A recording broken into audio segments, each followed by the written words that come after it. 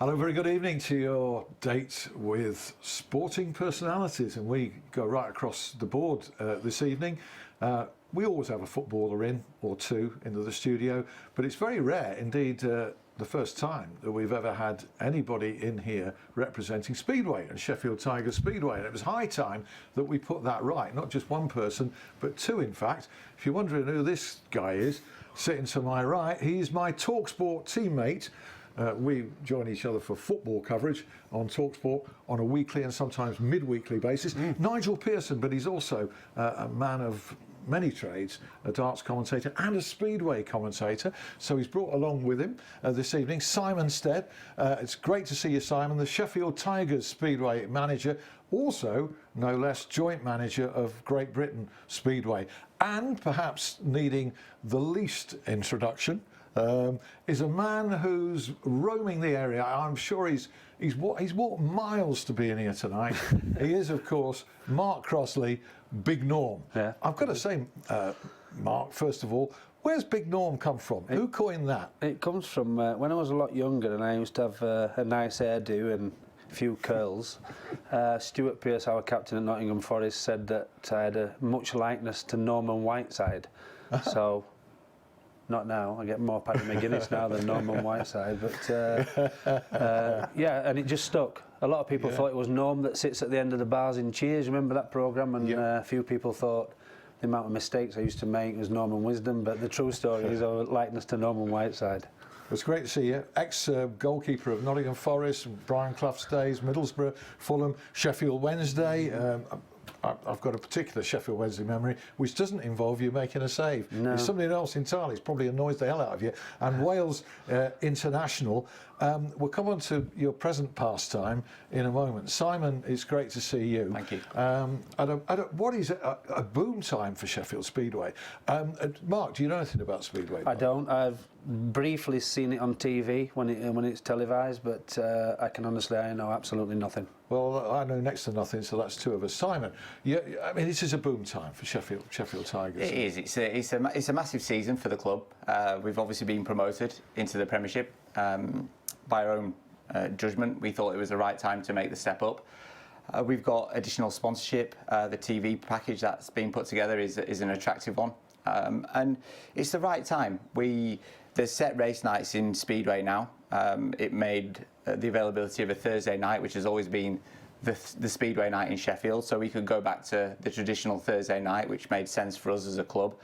And it was, like I said, it was just the right time. There was a riders' availability that we felt we could put together a competitive team, and it's exciting. Yeah, it really is. So this was the only Thursday when you'd be available for this, because from next Thursday it all starts again, Nigel. I think there's a testimonial meeting at Overton Stadium. Yeah, one of the new signings who's actually ridden for the club before, Todd Kurtz, is an Australian rider. He's got a testimonial at Overton next Thursday night. And then the following Thursday, it's the popular Northern Riders Championship, which will be Nicky Pedersen, the three-time world champion, who's the headline signing for Sheffield Tigers. Yeah. It'll be his first UK meeting of the season. 2 weeks tonight, which is the 26th of March. So, yeah, I agree with everything Simon's stated there. Exciting times for Sheffield Speedway. It's a great sport. 4 riders, 4 laps, clutch start, no brakes, 500cc engines, and these bikes actually accelerate from 0 to 60 quicker than a Formula 1 car. Wow. And you've got no brakes. So they're crazy. He's a former rider, and I've always said he's mad. Madder than a goalkeeper. There's a great parallel there. And your plug for Speedway was, if that didn't get anybody excited, nothing will. And I know what you're talking about, because years ago, and I'll go back to those years ago, I did cover it back in the days of Dougie Wire and people like that. But yeah, there is a parallel, isn't there, between a Speedway rider and a goalkeeper. Yeah, well, you've certainly got to be daft to be a goalkeeper, I can guarantee that. So, and I would never get on a motorbike anyway, so he's got to be daft as well. So yeah, there's some comparison there somewhere. You're characters, aren't you, by nature? Goalkeepers are big characters. I think you have to be. You have to be. You're out there on your own. It's a lonely place. You're concentrating for 9600 minutes, and one lapse of concentration, and usually it's in the back of the net against you. So yeah, I think you have to be a certain character to play in goal, definitely. And the game's changed, goalkeeping's changed. You've got to be excellent with your feet now. Whereas when I first started playing, I watched a rerun of the FA Cup final, and Stuart Pearce passed the ball back to me, and I picked it up and I thought, what am I doing there? You're not allowed to do that, but back then you was, like, you know, so... Even looking back when it was perfectly permissible, it looks strange, doesn't it? It looks very odd. It does, yeah. You talk about one lapse of concentration and makes you look an idiot, whatever, cost your team. One lapse of concentration on a Speedway bike can be a wee bit more serious than that. Yeah, it can end badly. And look, it's 60 seconds. Really, the 4 laps, 60 seconds. It's fast, and the tracks are demanding. The bikes are now harder to ride than they've ever been, as we try and get more speed out of the same CC engine that they've been running for forever. So it's a fast-natured sport, and ultimately, 1 lapse of concentration and you pay the ultimate price. Luckily, well, I'm not talking about the ultimate price, and wouldn't want that to happen to anybody, and sadly it has on occasions, but have you had that lapse of concentration that's caused you grief? I have it. Actually, one of the worst injuries, and probably one of the worst times of my life, it was in 2015. I'd started the season really, really well. And I was riding at Rye House for Sheffield. I'd gone unbeaten through the meeting, and I'd said to the team manager at the time, "That's me done. Sheffield have won the meeting. I don't need to do the last race. Put one of the other guys in." Anyway, the 2-minute clock's on, and I saw that there's 3 riders out there. I said to the team manager, "What's going on? Why is there only 3 riders out? There's only 1 rider from Sheffield. There's 200 travelling fans here, or whatever it was. You can't just send 1 rider out." No. Yes, we've won the meeting. So I said, what helmet colour, what gate position, I'll go and do it. Yeah. So made the start, was going round, but I'd switched off, and that was the problem. So I was riding round, but I felt like I'd switched off, and I made the only mistake that I'd made all night, although I was winning the race, and paid the ultimate price, broke my arm and leg, and ultimately finished my season and almost my career. It's as easy as that. Well, it could have been even worse, but as you say, you weren't switched on because you'd switched off. Yeah. Understandably. Let's just switch on to this guy. I mean, more about his football career a little bit later. You know about Nottingham Forest, Middlesbrough, Fulham, Sheffield Wednesday, Wales. He's been caretaker manager, goalkeeping coach variously as well. Does a lot of coaching still. Does Mark Crossley, and a lot of after-dinner speaking, by the way, and he's extremely entertaining, I'm told, those who've seen him. You have to come and do one of mine. I've got Carlton Palmer at Omega Abbeydale Sports Club coming up a week tomorrow. That's on Friday. Anyway, enough of that plug. Let's see what he's... I got that in. Nicely done, Alan. Yeah. Let's see what he's up to these days. Have a look at this. Oh, what a beautiful day. Fresh. I'm at Lower Bradfield today. Look at that. Look at that. Beautiful. How still that lake is. You cannot get more peaceful than that. I've come with my uncle and my mate, brought us out. It's about 4 miles this to walk round, and I'm a bit stiff today because that walk yesterday, Cleveland Way and Whitby, took it out the old legs and knees a little bit. But hey, listen, it's worth it. And my uncle's just come out with a comment about walking. It's the best medicine you can get. Health-wise, chest, your nose runs. It's brilliant.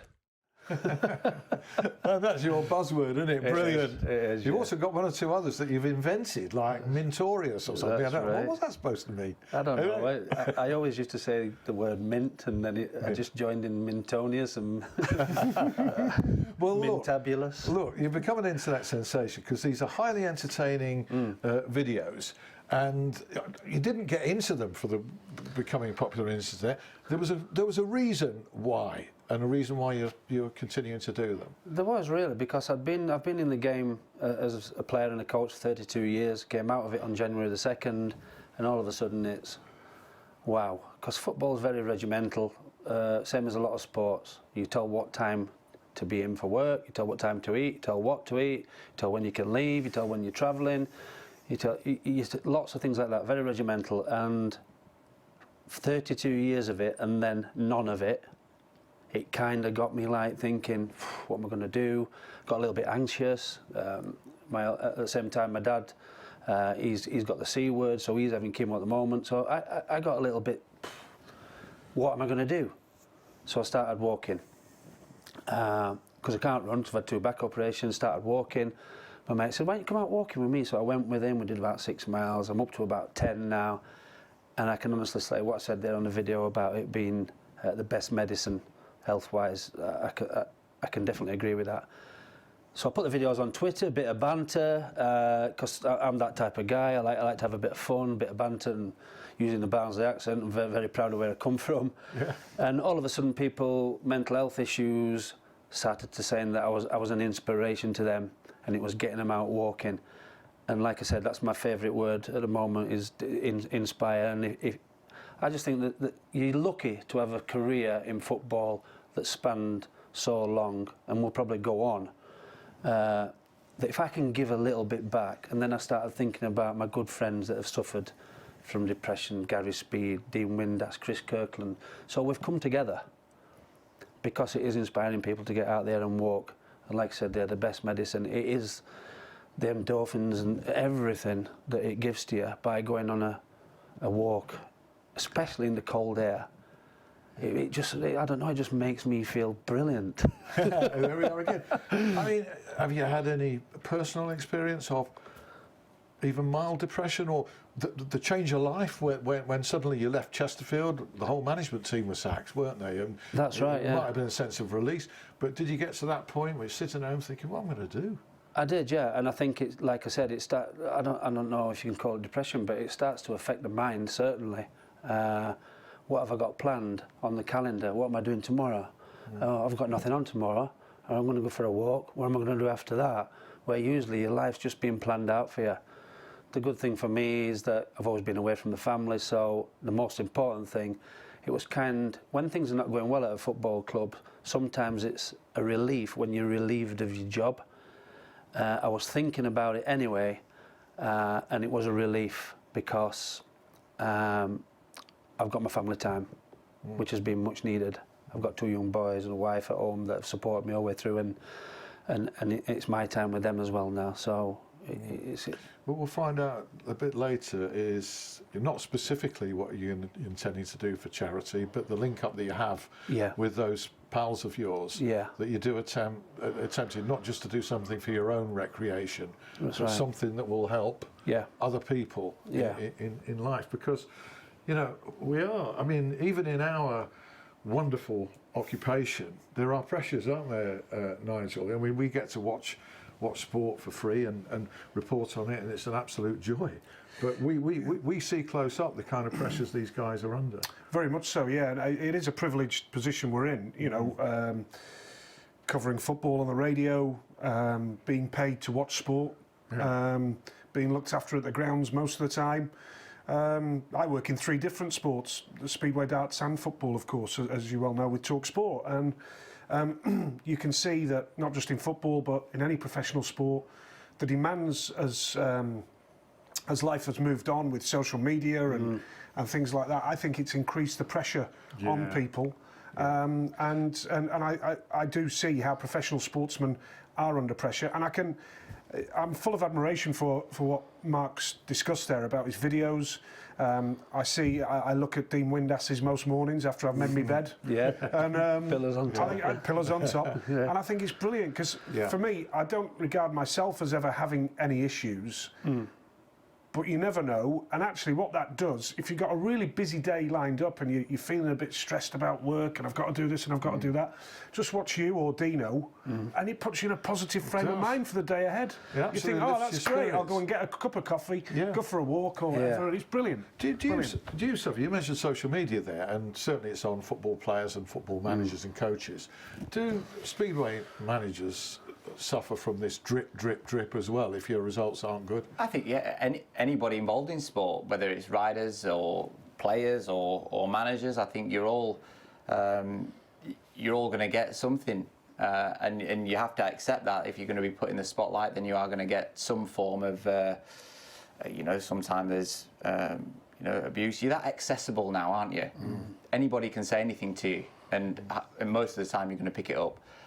You have to have a strong willpower, and I believe it is just part of it. I don't think a lot of the time in Speedway, I don't think there's anything really malicious in there. It's just, and I think we've all had to accept that it is part of the job, and we are going to get some of it, and you have to almost just water off a duck's back and just get on with your job and try to do it to the best of your ability. The better you are, the more points you're scoring in Speedway terms, the less you're going to get. Yeah, is a Speedway manager more secure than a football manager? What do you think? Well, I'm in terms of results, 3 years in, so it's doing well. So far, so good. I love it. That's the most important thing for me. Is I spoke to Mark briefly about it when I got to the end of. I knew it was my time to finish, and I thought, what am I going to do? What am I going to do? There's not a natural transition between being a rider and necessarily going into Speedway management. It's not that. It doesn't happen all the time. So it was never really on the cards until I had a discussion with the promotion at the time who wanted to keep me involved, and they wanted me to be a coach. And I said, well, if I'm going to be a coach, then I'd prefer to be the team manager. If I'm going to be involved, then I'd like to be involved feet first. And so far, so good. We've had ups, we've had downs, but in general, we've done really well. We got our first league title in 2017. The first league title since we won it back in 2002 when I was riding for them first time around. So it's been great. I've loved it. And like I said, I love it and I'm passionate about it. And I think that that I'm still involved with the club is great. I'm local. I supported Sheffield as a kid, and Sheffield born and bred. Exactly. Yeah, and Barnsley born and bred here. Do you miss football, and do you want to go back into it, Mark? At the moment, I've got to be honest. No, I'm not. I've set up some coaching clinics, which are partly government funded, and again, it's to give a bit back. So the idea behind it is to coach coaches to be better coaches at grassroots level. I'm a pro licensed coach. I've spent 10 years doing my badges, so I'd like to think they've got a little bit of knowledge about how to coach coaches as well. So that's the intentions behind it. It's not too time consuming, but I love being on the training ground. I'm a coach. I can't say I'm a fan of all the other aspects that go with it, the way the game's developing. And, in what way? Well, the politics that go with the game, and I was at one football club. I was at goalkeeping coach, I want to mention, and I was out with my wife Saturday night having a meal. I get a text from the chairman, "What's the goalkeeper playing at?" My 11-year-old son would have saved that, and I'm like, oh. And so all them kind of little things. Everybody has an opinion, which makes the sport go round and round and round. You've got so many thousand football managers sat in the stand that all know better than you, and I struggle with that side of it. I'm old school, and the game's developing new school. There are a lot of people who've never played in goal comments on goalkeepers when probably, if you haven't, you can't. Is that fair comment or not? We've all played. Not many of us have actually stood between the sticks, have we, Nigel? Let's be honest. We've had modest careers, haven't we? Yeah. But I played the odd game in goal at school, but I didn't last very long. No. I think that, like, goalkeeper, what's your job? Keep the ball out of the goal. Believe me, there's a million other things that are important than stopping the ball going in the goal.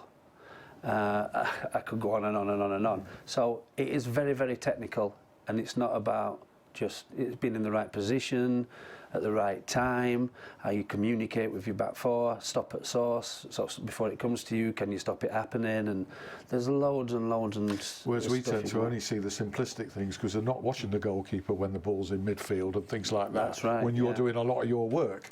Yeah. Right, 40 seconds. I think it's really tough. Yeah. Being a goalkeeper, really tough. You make a mistake and you stand out like a sore thumb. Striker, far post, misses a sitter. At least he was in the right place to have a go. Indeed, which is why they have to be big characters. You make a mistake and you're slaughtered for it. And my lad is 10 and he's determined to be a goalkeeper. Yeah. Wow. Good. 2 weeks ago they lost 12-6. Sunday just gone, they lost 6-4. I'll tell you what, 15 seconds to the break. Talking about big personalities, Yes. Dean Henderson, Sheffield United. Brilliant. Brilliant. He's used that word again. In 5 minutes' time, we'll get his view on Dean Henderson, the two younger Sheffield Wednesday goalkeepers, Wildsmith and Dawson. Plenty else with Simon Stead, with Big Norm, and with Nigel. See you then.